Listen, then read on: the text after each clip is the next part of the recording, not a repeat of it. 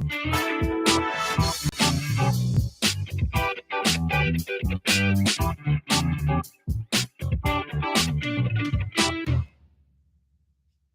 right. Welcome, everyone. Welcome back to WIUR Gales Radio. My name is James Melvin, and today we are live from the Murphy Center. We are back in the WIUR station here in New Rochelle, New York.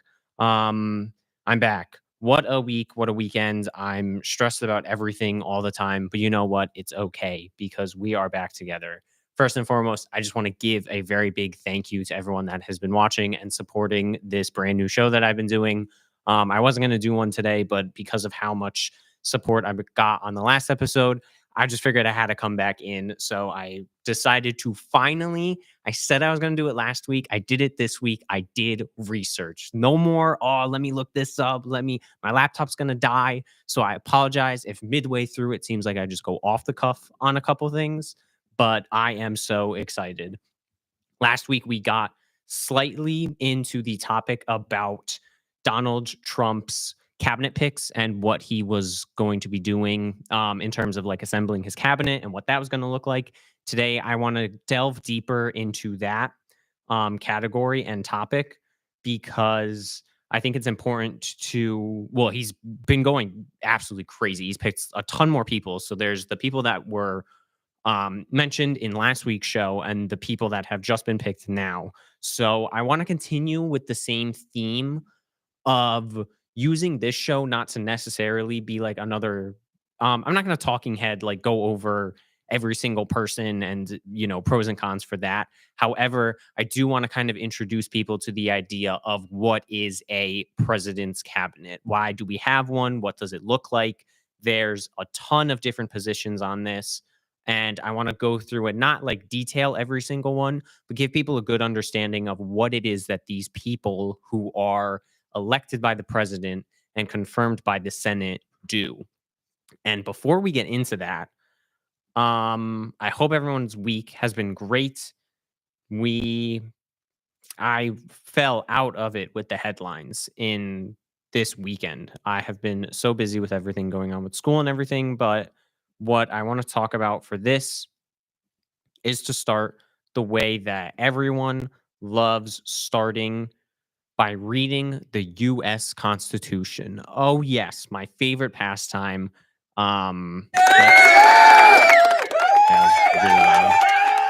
Yeah, it's Constitution time. So, the president and his cabinet. What is it? Why is it? Well, in Article 2, Section 2 of the Constitution, which we talked about on our very first episode of this show, the Constitution outlines how the government is to be set up. It's really boring, but it's a super short document that is probably one of the most important documents in the world. It has set up the United States. It's set up how we are to govern. And while individual states have laws, while your town may have laws, the backbone for the federal government has basically come from this. So every time you've ever been mad about something going on, or every time you've ever had gridlock come up in your town hall meeting that I know everyone attends to, when you go out to vote, when you're sitting there asking yourself, is the Electoral College going to make the right decision? Ask the Constitution. So I'm going to be brief. We're not going to read the whole thing. I think I've read like most of it, but I don't think I've read the whole thing front to back. And that brings us to Article 2, Section 2. So this outlines who the president is, the commander in chief, what it is that they are up to, some of the things that they are allowed to do and allowed not to do. This is where the separation of powers comes into play. And I think it's important to start talking about this because at the top of the ticket, we were discussing the other day about exit polls. One of the things that I really didn't have time to discuss and get into because I was saving it for this particular episode is the state of democracy. For those of you that didn't keep up with it, one of the larger ticket items that we saw out of exit polling was the economy, and the next one was the state of democracy. People are at like an all-time low or an all-time high in terms of fear of democracy. They are worried if it's really working out. They're worried if it isn't working. We got into it last week wasn't the week of it, but this past year has been some of the this has been the most historic election cycle ever across the world. The United States had its election. The UK in Parliament had to go through its election process. There have been more democracies around the world having elections than there has ever been, which is crazy. And it's a good thing if you believe in democracy. And if you're like a fan of democracy, this is a great thing. But as we discussed in last episode, there's also been a rejection of the incumbent candidates all across the world. This is mainly to do with the economic strain that people have been feeling. I didn't play the clip last time. And to kind of clarify what I was talking about the other week, just so it's not twisted, I'm not saying that I don't think that culture war has to do with why people vote a certain way, but I wanted to point out the fact that in a place like Pennsylvania, they were looking at the election map, and I might actually even find the clip and play it again because I do want to clarify it. But basically, in Pennsylvania, which was a battleground state in the United States, the places that were experiencing the most economic hardship voted more for Donald Trump than they did Kamala Harris. Forget culture wars, forget everything that was said at the Madison Square Garden Trump rally where he had what's his name saying what's this stuff. Basically, like all that stuff that people chirped out in the headlines, it didn't register with voters. They don't care because at the end of the day, people are voting for economic reasons. So just to kind of clear that up, it's a historic time for democracy. Back to the original point. So, how does all of that tie into the Constitution? Because, again, this separation of powers, this idea that democracy needs to have its checks and balances. So, Section 2 outlines what the President of the United States, Commander of Chief, directly from here, President shall be the Commander in Chief of the Army, Navy of the United States, militia of the several states. When called into actual service of the United States, he may require the opinion in writing of the principal officer in each of the executive departments upon any subject relating to the duties of their respective offices. He shall have the power to grant reprieves and pardons for office offenses against the United States, except in cases of impeachment. And then later it goes on about. Sorry, I had a brain fart. Later, it just goes on about how he has to ask for the consent of the Senate to make treaties, provided the 2/3 of senators concur. He shall nominate, and with the advice and consent of the Senate, shall appoint ambassadors of other public ministers and councils, judges of the Supreme Court, which we've seen Trump do in the past, and all other offices of the United States whose appointments are not herein otherwise provided for, which shall establish by the law, but the Congress may by the law vest the appointment of such inferior offices as they think proper in the president alone, the courts and the law heads of the department. What does all of that jargon mean? At the end of the day, it means that the president is going to have his cabinet picks. We're going to go over what some of the cabinet picks are, at least announced. They haven't started any of this, and I'm going to get into what the appointment process is going to look like after the fact. But basically, if you're the president of the United States, it's a really tough job. You need a lot of people. And you can elect those people because it's your cabinet. You should be allowed to have people that are going to help inform your decisions in ways that you want them to inform your decisions. But you can't, as the most powerful person in the world, which at the time it wasn't the world, but if you're like the most powerful person of the government, you can't just say, I want these people to head all of these offices and be like, cool, we're good, let's leave. The separation of powers comes in because now with the Senate, you have to get these people through a majority rule, like a 2/3 majority. So with this past election, the Republicans have now taken over the House and the Senate. So people are feeling that these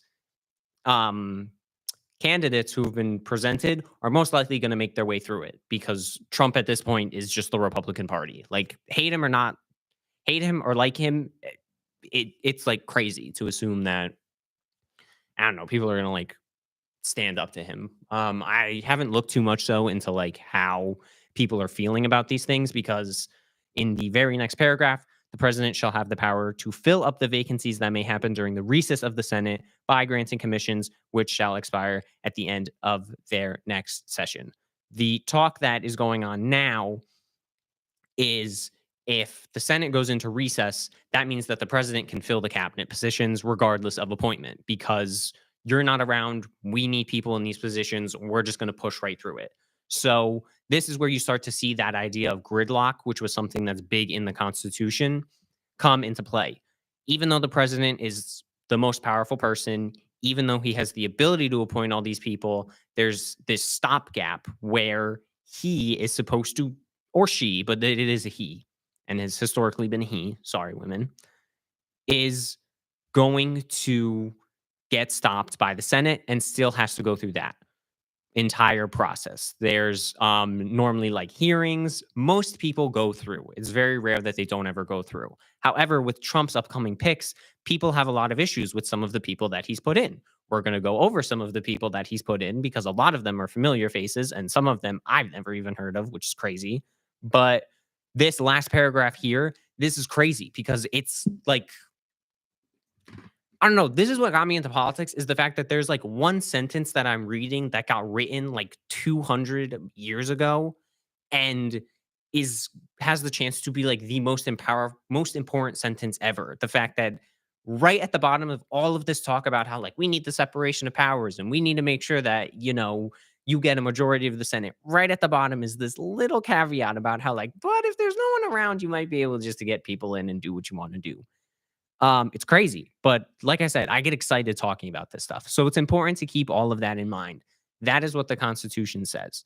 Trump has not finished like going through everything in terms of his appointments. There have been a lot more appointments since we've gotten on, but all this talk about a cabinet, you might be wondering to yourself, why? What does that even mean? Like he has a cabinet. It says here that, there are people who are going to advise him in doing certain stuff and making sure that, treaties go in and everything. But why exactly does he need a cabinet? So going from, I'm just going to be reading, I'm going to trust Harry S. Truman library.gov for some of the background information here. But there are a lot of people in the cabinet. More importantly, there's about 1,200 positions that are going to have to be filled by the incoming administration. These are appointed positions. It is not someone's like quote unquote job to have these jobs. It is the administration's role to fill these appointments. So we're going to start with the most important ones. And then later on, we're going to talk about what this incoming administration has talked about in terms of getting the right people in the right places. So, starting with the secretaries, the president it has the power to select certain secretaries. So, there's the Secretary of State. They supervise the State Department, which works with foreign countries, decides on travel to countries. It's a great website already, and protects U.S. citizens abroad. Secretary of Treasury supervises the Treasury Department, which is in charge of fiscal responsibilities of the government, Secret Service, and collection of taxes. Pretty important one.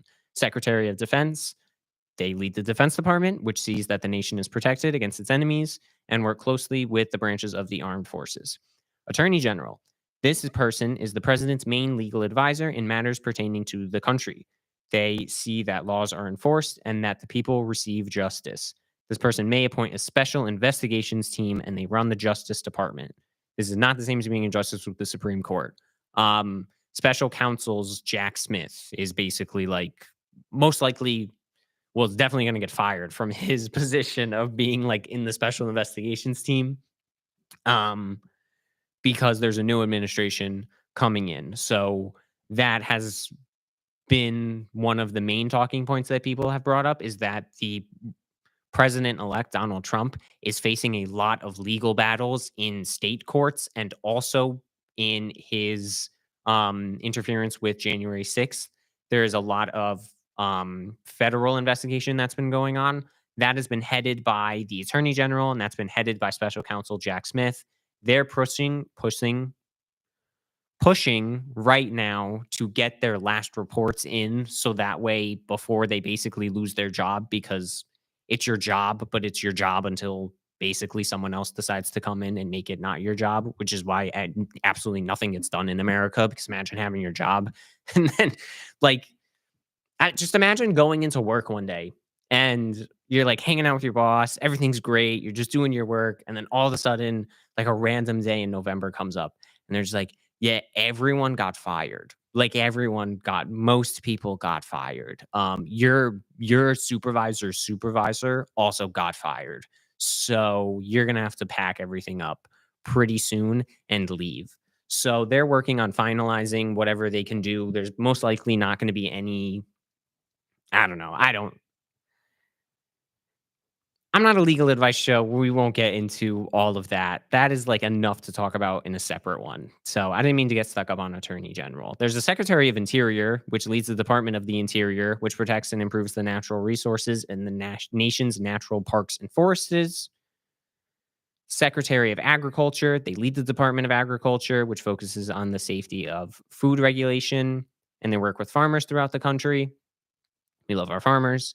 Secretary of Health and Human Services, they lead the Department of Health. They handle welfare, Medicare, Medicaid, and Social Security payments and issues. Secretary of Labor works with the Department of Labor, and they assist the working people of the nation. Secretary of Commerce, they assist in businesses of the nation, set trade policies, enforce rules for moving materials across the country and around the world. We've already heard a little bit of um, Trump's plans for some of these positions. I know RFK Jr., I believe he's heading the Health and Human Services. He has a lot to say about how the country has been handling vaccines and how the country has been handling its own public health crises. And then Secretary of Commerce. We know that one of Trump's biggest um, policies that he brought up was that he wants to reinstate it's up to like 200% import tax on items that are being imported into the United States. That is in an effort to not only combat mass importation of goods, but to try and incentivize people to, um, I would say like shop in America, but you shop in America. I don't really know how it's going to work, but I think the whole point is if it's expensive to import it, you'll make it here and then like buy it and sell it here. So, like if you're an Etsy person and you don't get your materials from if you're, like, have an Etsy business, I don't know, like, that's we're gonna have to see how that one goes. Like I said, everything is all tentative. Housing and Urban Development, Department of Housing, Department of Urban Development, which specializes in issues related to building homes for lower income Americans and better planning for communities.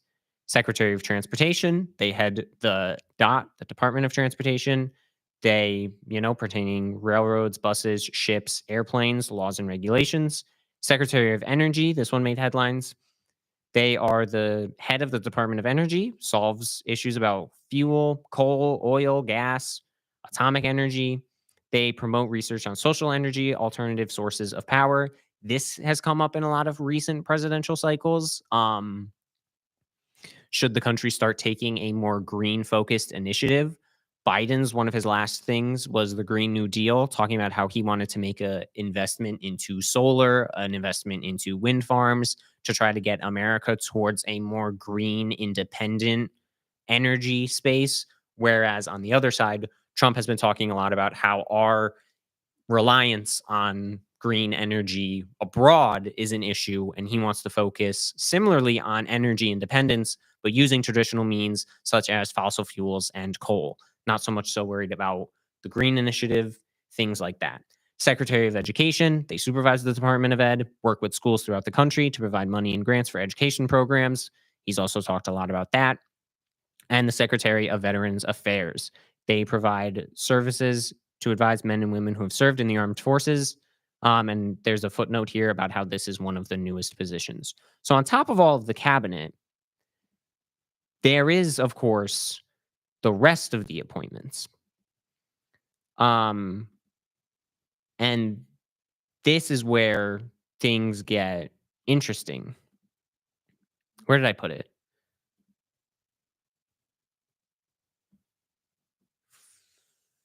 Yeah, I don't care about any of that. It was somewhere here about the number. It was upwards of like 1,200?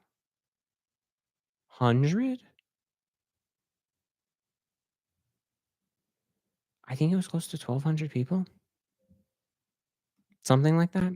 I don't know. There was something about how. Oh, here you go. Yeah, so this is what's important to talk about. Is there's about do I have it? Currently, oh, sorry.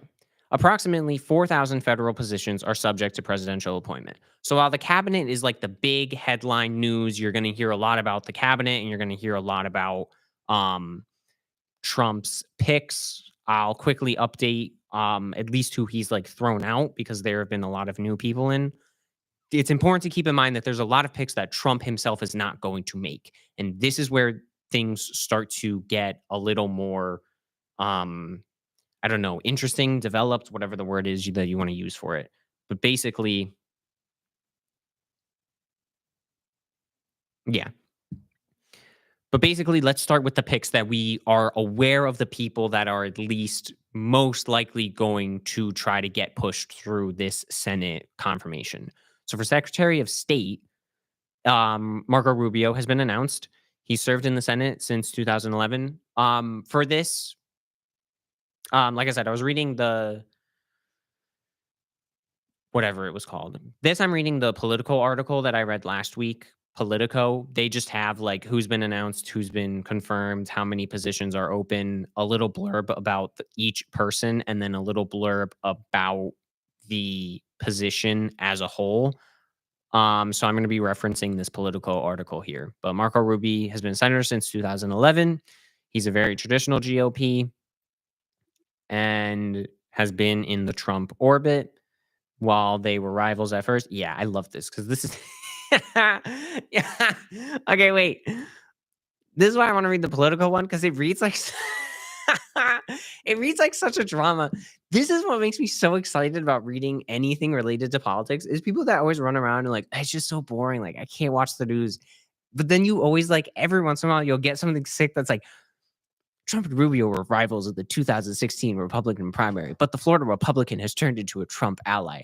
Rubio holds hardline views on many foreign policy issues when it comes to Iran and Cuba, but has championed maintaining international alliances that Trump remains skeptical of, such as NATO. Rubio will likely sail through GOP controlled chamber and Senate and pick up a few Democratic votes along the way. Like it reads like such a drama where it's like they were bitter rivals turned into like unlikely allies.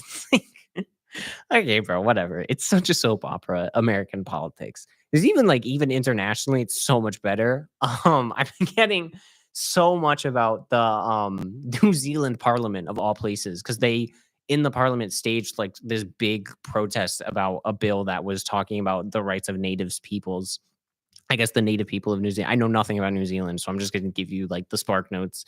There was a bill that was trying to like very clearly define the rights that basically like the native population of New Zealand had versus the governing body that's in there now. Not versus, but you know what I mean. Like it's a treaty and it was trying to kind of like more finely define what rights you had as a native person of the country. And they protested it in the most insane way possible. Like I'm talking 1776 has nothing on the Hakua. It's sick. It's like throwing tea into the ocean because you're mad at like some fat guy across the ocean for like giving you taxes. Like, I love it so much.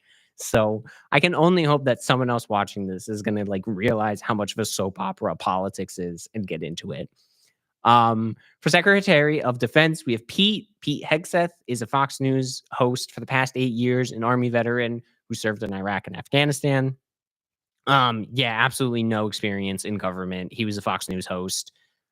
He was just a backer of Trump. A lot of his appointments, you're going to hear this very like, it's not even like I'm trying to say this in a partisan way of like Trump's basically just electing a whole bunch of yes men. Trump is just electing a whole bunch of yes men. This has been his policy. This has been his motive. This is exactly what he did at the end of his last administration when he appointed his Supreme Court justices to help overturn Roe v. Wade. He's going to try and do his best to make a lasting impact on American politics. You can hate it or not like it, but he just has such a way of doing it in either like the most blatant ways in terms of like electing a Supreme Court justice that when Obama tried to elect a Supreme Court justice was unanimously shut down. But when Trump comes in and does it, it's completely okay. Other ways is going to be through doing things like this with his cabinet appointees.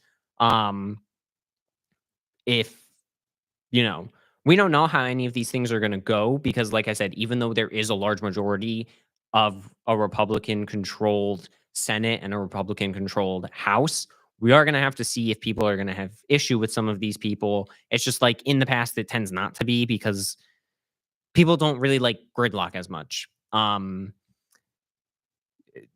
I think that's one of the things that Trump capitalizes on more often than not is that even though he's like a well-established player in politics, like he's been doing politics since I was a kid, he still manages to kind of get away with being that outsider guy that's going to like cut through the red tape and get things done. So I don't think too many people are going to try and come in and like stop a lot of these appointments because you're just going to be looked at as the opposition. And as we said in the previous episode and the one before that, Democrats is in their entire thing was they were not going to be the party of the working class. They were going to be the party that isn't Donald Trump, and it didn't work. And I think same thing here. If you try to come into this as we're going to be the party that's just anti-Donald Trump, it's not going to work. So Matthew Gaetz is a prime example of this. Matthew Gaetz,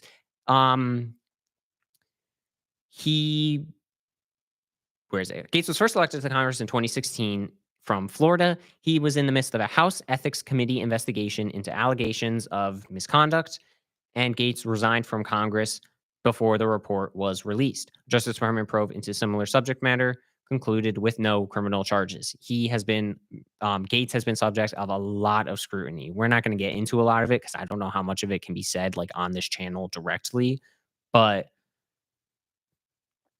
I hope my laptop makes it. It's really kicking in right now. I don't have my charger either, but it says I should be able to last the show. It actually says you will finish the show. Um, but yeah, Gates has been a very polarizing person, and this like committee seems not to find anything wrong with it, but it'll be interesting because again, like we'll have to just see how people think. But yeah, he's going in as the attorney general. I don't really think he has any like legal experience, which is kind of strange. I mean, the pick before this is a Fox News correspondent, but I don't think Matt Gaetz has any real legal experience. So that'll be interesting to see how that pans out. Interior, we were talking about that before, is Doug Burgum. Governor of North Dakota, former software company executive. He's considered as a potential running mate for Trump in 2024. North Dakota is the third largest oil producing state in the country. There's more than 4 million acres under federal oversight. He promoted carbon capture technologies to bring down greenhouse gas emissions from fossil fuel production and other industrial activities. Health and services. Robert F. Kennedy Jr. He was running as an independent, is now on the Republican side. Funny how that works out. And is going to help make America healthy again. He has been super. This isn't even like I'm trying to come into this with a bit of bias. Like he's super anti-vax. He gets debunked a lot about how vaccinations don't cause like autism repeatedly because he will tell people that it does that.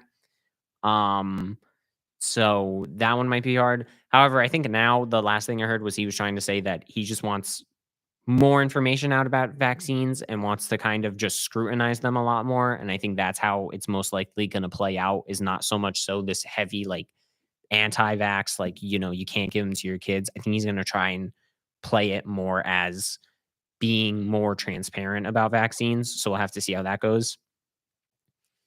Department of Energy is Chris Wright, CEO of Denver-based fracking company Liberty Energy. Wright is a Republican fundraiser whose candidacy for the job atop being Energy Department has been pushed by Harlode Ham, the oil executive that advised Trump on energy issues. He'd be charged with fulfilling Trump's campaign promise to claw back billions of dollars in supporting the Biden administration's climate and energy agenda and restarting the department's insurance of natural gas export permits that have been paused by Joe Biden. Joe Biden ran like a roughly green-ish campaign. And like I said, Trump is trying to pull back a lot of that by electing like a CEO based fracking person to come in and combat green energy deals. The goal is to try and it's like same goal is we want more American energy independence. There's just two different ways of looking at it. One of those is like the short term, which has been what Trump has been peddling. Like the short term, we need to get ahead of the competition now. We need to invest in things like oil, coal, gas, because oil, coal, and gas work. So keep doing it. Biden was trying to push for more unconventional means of solar, wind. Um, I would say not even so much so like they got away from oil because under the Biden administration, they absolutely took a bunch of oil out of the Gulf of Mexico and a lot of um, he's not the most green person ever, but no one's really green. So it's just now you're not gonna have to listen to someone lie to you and tell you that they're trying to be green while they're not being green, which is what the Biden administration did. He said he was green and didn't really do anything that was too green because what what got passed. So now you just won't have someone that's lying about it, but they are still going to like burn coal and make a mid-November that's currently like what 65 degrees in middle of November. I think the goal is to get it to like 85 degrees. But it's life. We go on. Doug Collins has been announced for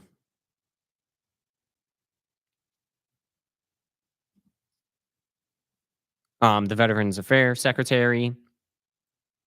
He has been a supporter of Trump, served in Congress representing Georgia, was among 8 who served on the defense team during Trump's first Senate impeachment trial. He's an Air Force Reserve chaplain and served in Iraq. The Department of Homeland Security, Kristi Noem, was a Trump supporter, one-time VP contender, sent shall have a broad mandate to enact sweeping crackdown promised on the campaign trail, including mass deportations of undocumented immigrants, the hiring of more border agents, and construction of more detention facilities. Yeah, Christie's probably going to go more in that direction. Environmental Protection Agency Lee Zeldin, former representative from New York, is mostly remembered for his he did the race against Kathy Hochul. And he wanted the state to lift its ban on fracking for natural gas. So, why I'm gonna guess how that one's gonna go. Like I said, I think you're gonna see a much larger focus and centralized shift towards fossil fuel is what we're getting at. Um, Director of National Intelligence Tulsi Gabbard is a former congresswoman from Hawaii, ran for the Democratic presidential nomination in 2020. She left the party in 2022 and joined the Republican Party in October, endorsing Trump earlier this year. Selection of Gabbard will likely provoke opposition in the Senate because she not only lacks experience. Okay. Yeah, I don't know too much about Tulsi Gabbard. I remember her having the kind of bid in 2020, but basically, Democrat turned Republican.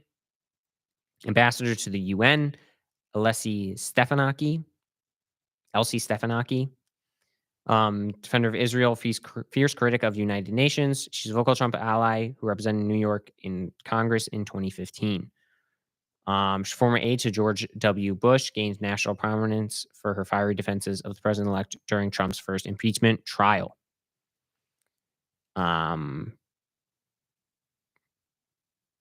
A lot of relationships, deep congressperson. Again, a lot of these have like at the bottom, this probably will just go through immediately. And finally, CIA John Ratcliffe. Ratcliffe was one that we talked about last week. He's been the announced nominee for a while now, an attorney and former four-term Republican lawmaker from Texas, served as Trump's director of national intelligence, where he had a deep skepticism of the nation's national intelligence agencies. So we will have to see how that goes. And that's basically outside of Suzanne Williams, the chief of staff. That's the one person that is automatically like in. There's a lot more positions open. All the ones we had mentioned. I'm not going to read them all again, but you know how it goes. Hasn't changed. So those are like the top of the line positions that are in. And if they pass, we'll see. Like I said, there's that little section that people have been talking about at the bottom that if Congress is in recess, Trump could have the authority to just appoint these people flat out.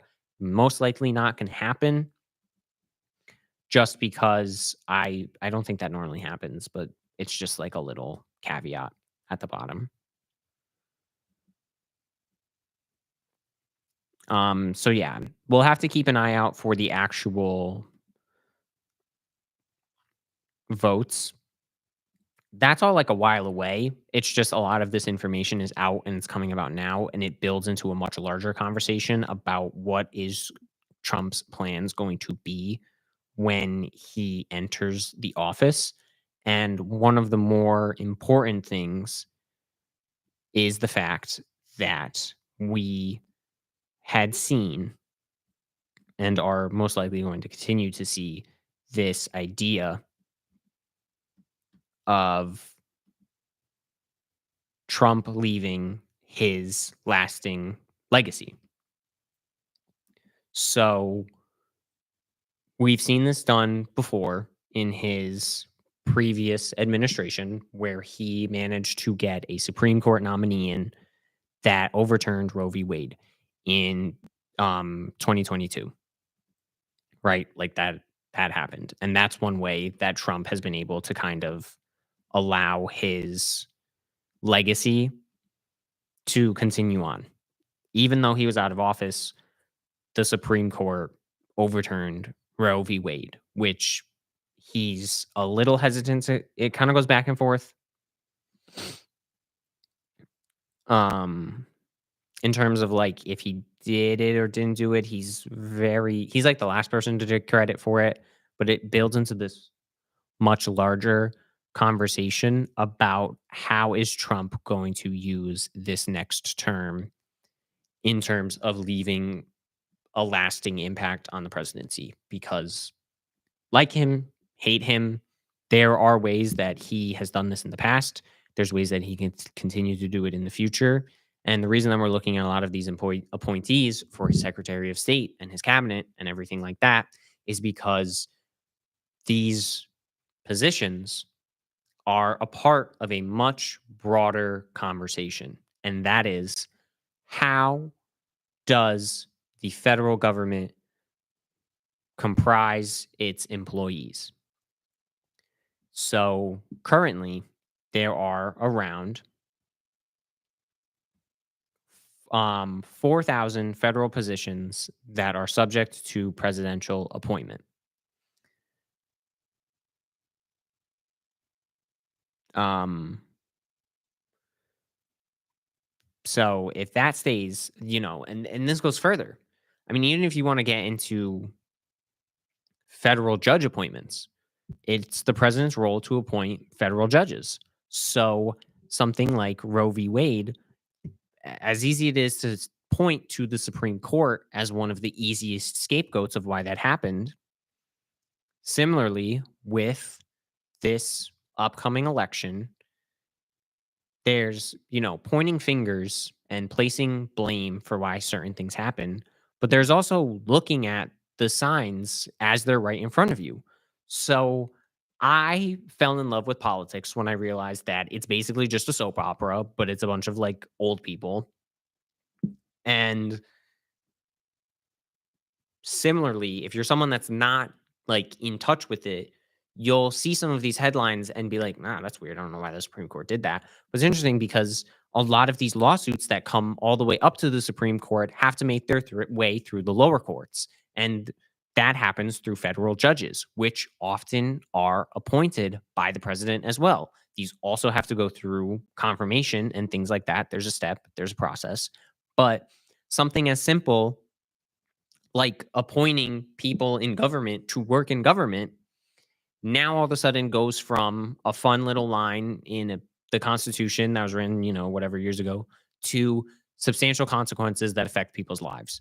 So, one of the biggest things that people are going to look out for, and he's denied it aggressively, is Trump going to enact Schedule F? What is Schedule F? Well, he's disavowed himself from Project 2025, but Project 2025 outlines Schedule F as basically a way to help clean out the deep state. He's going to do that by converting people's jobs, like jobs, not the jobs that we said before where you're in and then you're out because your boss changed. People who are like well qualified, real individuals that have been working in government positions, not volunteer based, not appointment based, people who applied hiring process, you're like paid for it. Um, is there a potential to reclassify some of these people and now go from, is this your like fake job, to making it a real job? So it's something to keep an eye out for, because we've already seen that if allowed, looking at it now, Trump is basically automatically, he's gonna make a yes men council. He's gonna make a bunch of people that like him, that agree with him, that are going to push his agenda in the direction that he wants to push through. There was talk about how he was trying to kind of undermine the gridlock by trying to push some of these appointees in through recess. That's probably not going to happen. But it's important to note how many people he's going to be appointing and how many people is he going to be allowed to appoint. Because if he decides that he does want to start reclassifying certain people's jobs, we've seen the consequences of that. We've seen what happens. And there's a way to undermine some of this gridlock. Much like how there is that one little line at the bottom of the Constitution that can basically completely wipe out all of this gridlock. If one sign of a pen, all of a sudden these people who have been working these jobs, who administration, it's crazy to think that the entire government switches hands every 4 years. Think of it like, what's a good example? I think of it like my town. There's maybe like two people in my town that work for the government, like my town's government, and are actually paid positions. Everyone else is like volunteer based. HSA, Homeschool Association, Board of Education, all those people that, do all of those things. If they sit on a committee, if you know someone in your town, um, that like actually goes to their town halls, a lot of those positions are volunteer. People are just taking the time out of their day to go and do this position. There's only like two or three people that are actually paid to do these positions. And those are people that you can't just swap in and out based off of who, wins an election or who's volunteering at the time. Because if you had people who are not in lasting positions, are not in roles where they can sit and know that regardless of who their boss is, their job is going to remain the same. You think gridlock is bad now? Just you wait, honey, because it can get a whole lot worse. And so it hasn't come up as much, but we're already seeing the telltale signs that Trump is ready to play. This is not his past administration. There is no holding back punches. This is exactly where Democrats fell in this race. They pulled their punches. They said, you know, maybe it's good to take out Liz Cheney and put her on the campaign trail. And maybe it's good to kind of find middle ground. And, maybe there is work that can be done at the border.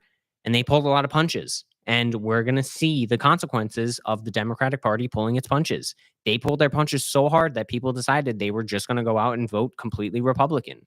Because when you are experiencing negative wage growth at home, you don't care about all of these other points that get brought up. You just care about having more money in your pocket.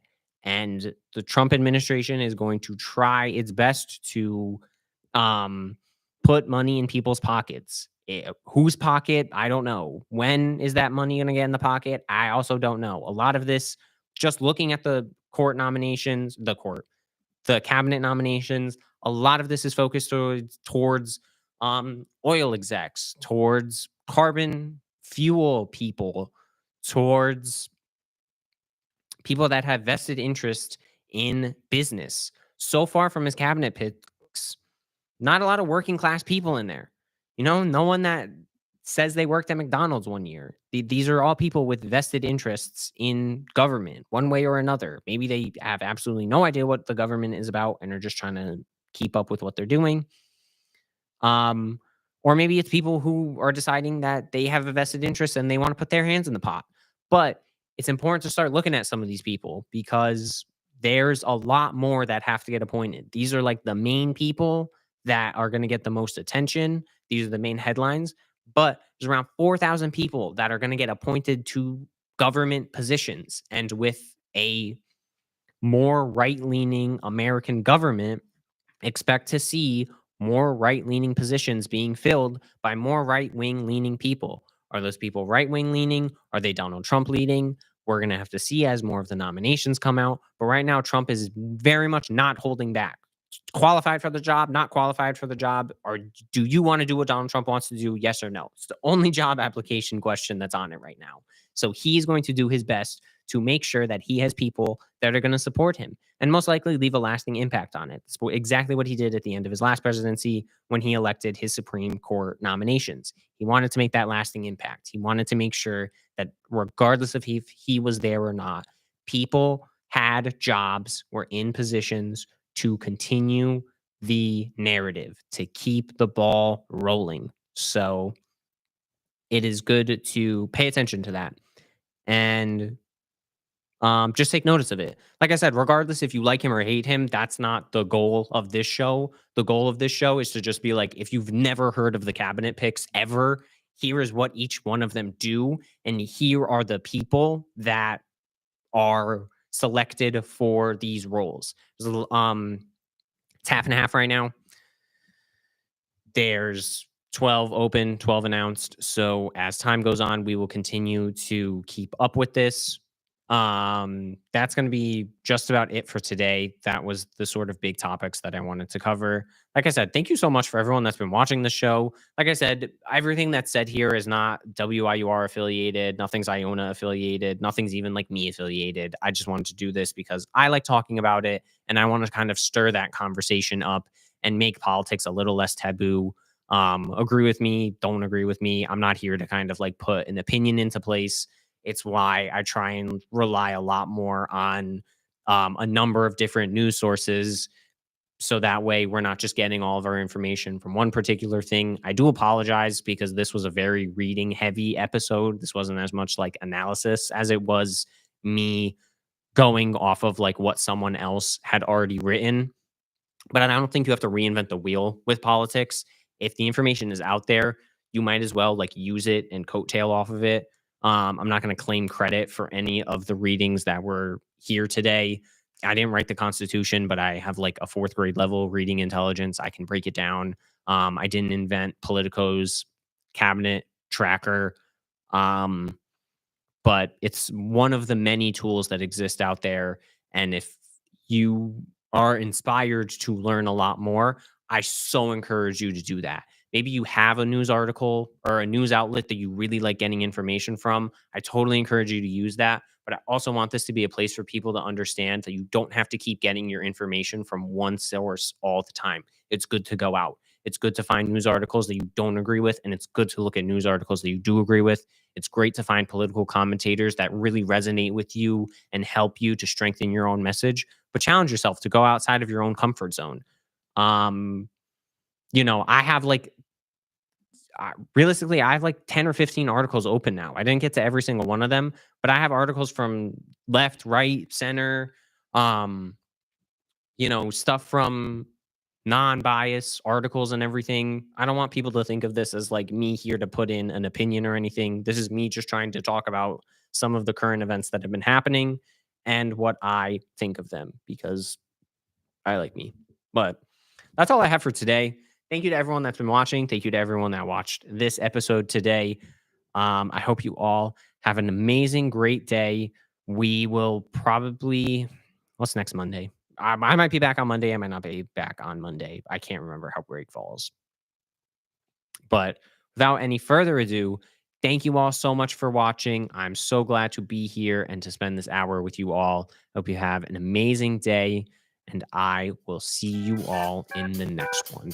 Goodbye.